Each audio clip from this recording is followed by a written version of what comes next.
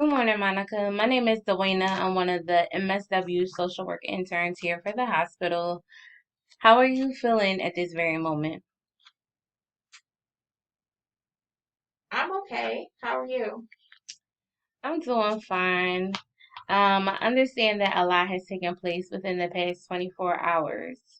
My job with you today is to go over an assessment and determine what are your needs, and if so, how I can help assist you with your needs and provide you with resources and services. Okay. Well, I don't want to go home and I can't go back to my house. I promised myself I would not go back there this time. Okay, I understand. Do you feel comfortable telling me what might have transpired within the past 24 hours that made you feel as though you are not comfortable with being home? I don't feel safe there, even though the cops took him. I don't know if he returned or I don't know if he returned to the house or not. Okay. Can you explain a little bit more about what happened? Well, we had some family over for the holiday. Everyone was drinking and some people were smoking weed and taking pills. He got into an argument with my cousin over a card game. After the argument was over and everyone left, he started yelling and screaming at me.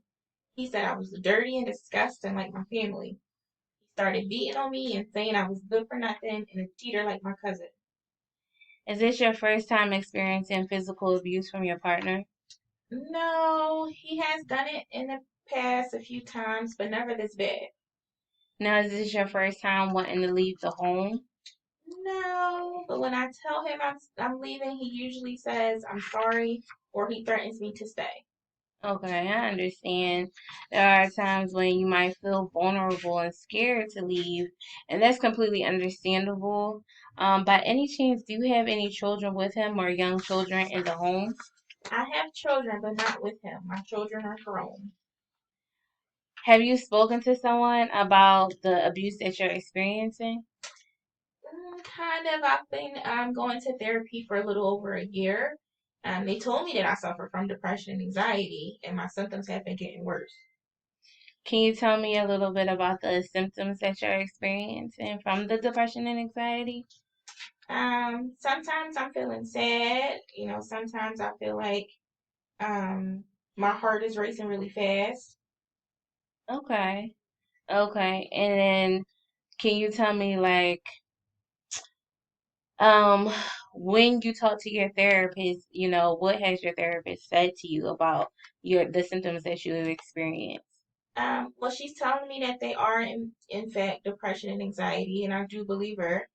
I did tell her once or twice that um, you know, he beat me and has been beating on me.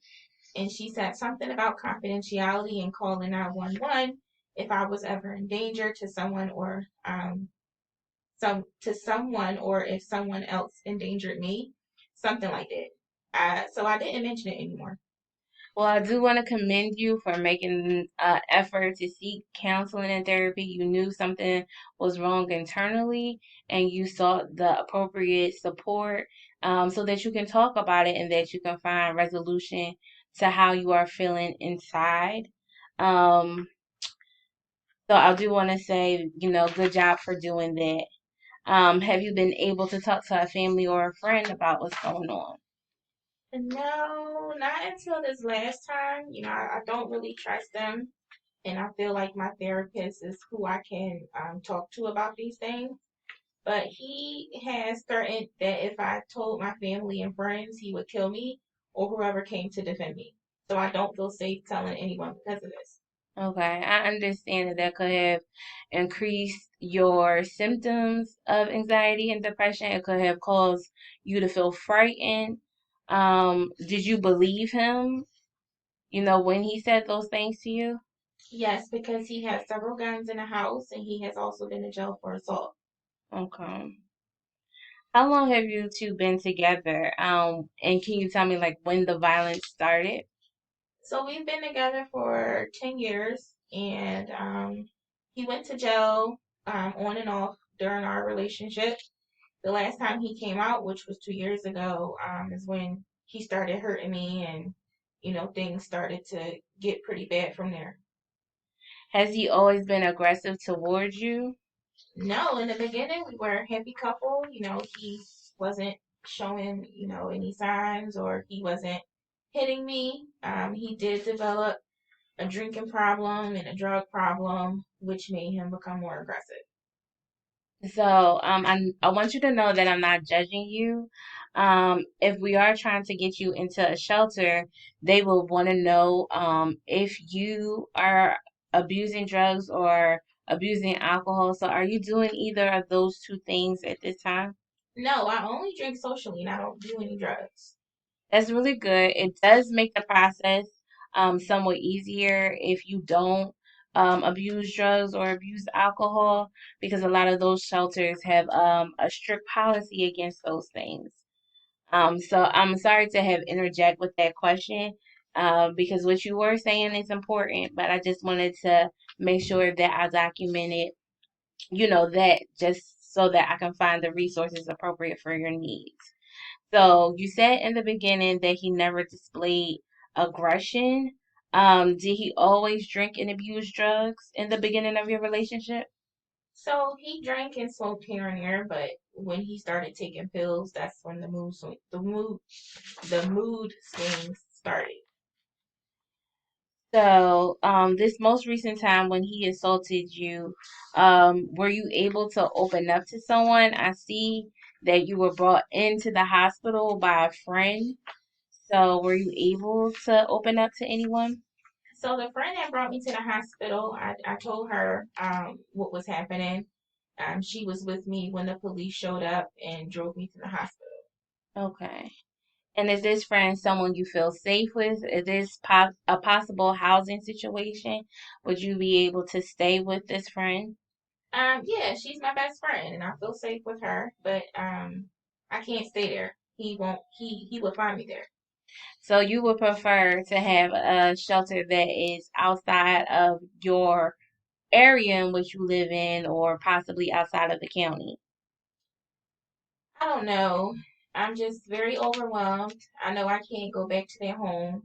I was thinking of going to a shelter. Okay. Um, so what other plans do you have for discharge? Well, in the ER, they gave me a few numbers to reach out to. I just haven't gotten to them with all the tests that they're doing. I started to call one, but had to hang up, and I haven't had a chance to call back. Okay. I know that can be a little bit frustrating with all the tests and, your mind being on other things besides, testing and going to the lab and CAT scans and CT scans. It's all in the effort to make sure that you're healthy and that, you're not being discharged out into the community with internal injuries.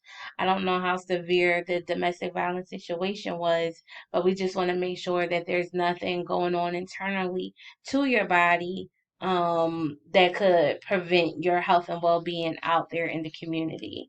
It's also good that you have a plan, and that you started seeking support from staff. If you give me those numbers, I can call on your behalf. It's good that you were able to seek out help, and I can continue to reach out to those people who you sought out help to. I do have additional numbers um, in my desk that I can call on my own. Um, I will try my best to help you find a shelter to go to. I want you to know first and foremost that it is not your fault. No one deserves to be abused. I will take every effort that I can to find you someplace safe to go. This will be a collaborative effort. So, if I do come in with some recommendations or people want to speak to you, you will have to make sure that you're available, that you have your phone by you so that these shelters can get a hold of you because they might have questions that they have to ask. I will explain to the medical team that, now is not a good time for you to be discharged because even though you might be medically clear, that we still don't have a safe place for you to go to. Once we have a safe place, I will let the discharge team know. Of course, the facility will provide transportation for you to get there. And if you can, just, and if you feel comfortable, just keep us updated on how you are doing. Does that sound like a plan? Yes. Thank you so much. You're welcome.